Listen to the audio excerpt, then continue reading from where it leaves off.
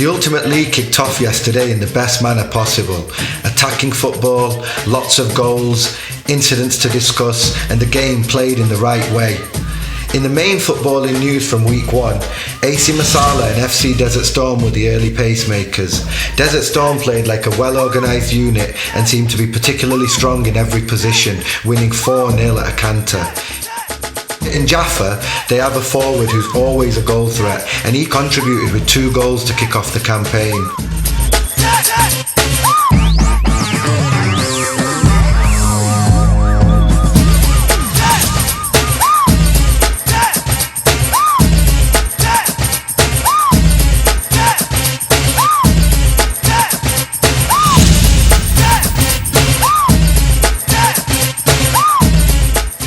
In probably the most entertaining game of the day, TSCI FC twice came from behind to win 3-2 against Trinity with a late strike from 16-year-old Usman Isaac.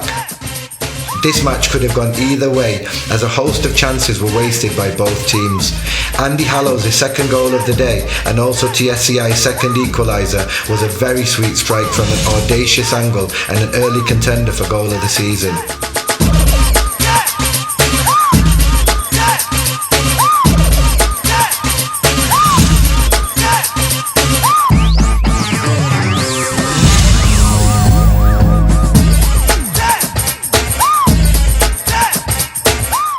AC Masala were also dominant and had an understanding and togetherness about their team. 4 goals from Shaf and a superb strike from Imi direct from the corner gave them a good 5-1 win to start their campaign.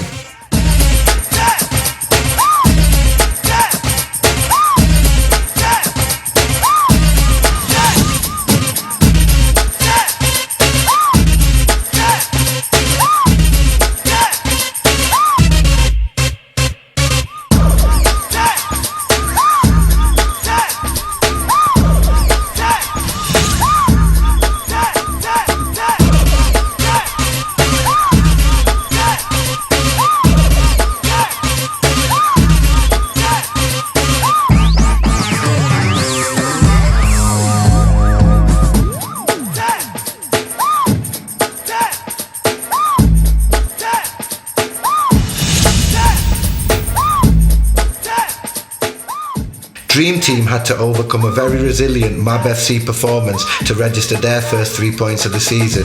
Now, if you haven't seen Dream Team play, then I suggest you watch them the next time you can, because they play a sick and exciting passing game. Tango in midfield dictates the play with his passing, and the emphasis is on possession and movement. However, they were certainly tested all the way here by MAB FC, who took a deserved early lead and defended very well until Dream Team finally made the breakthrough.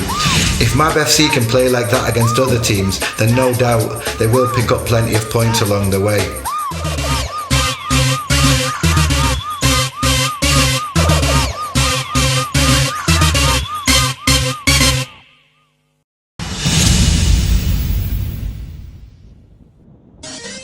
In the early kickoffs, AC Masala faced off against one of their local rivals, Inter Milan.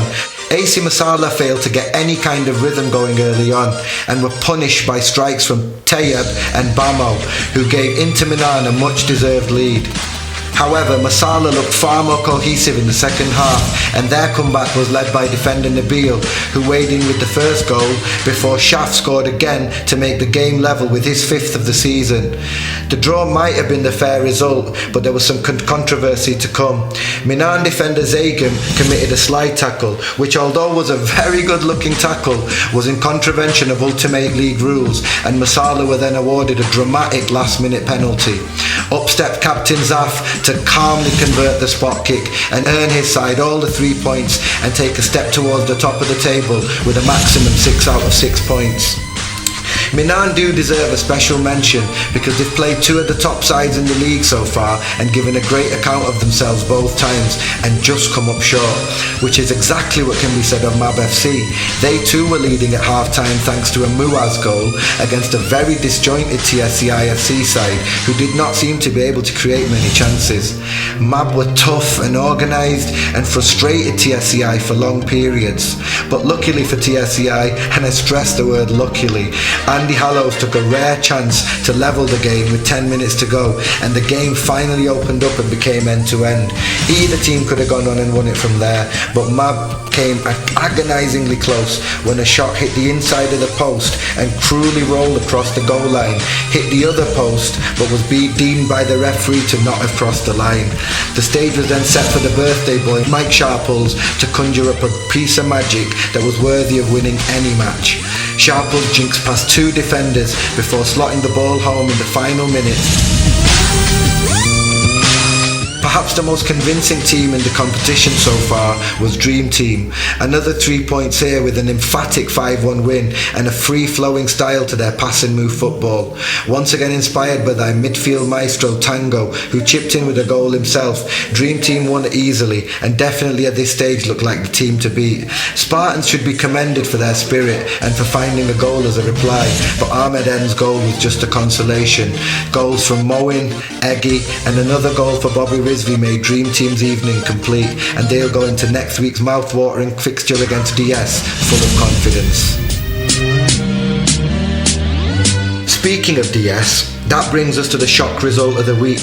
Next week's fixture will be even more crucial for them, because they were beaten tonight in a thrilling match against Trinity FC. DS took the lead through a stupendous strike from Eamon, and at half-time the 1-0 score was surprisingly given the number of chances both teams had had.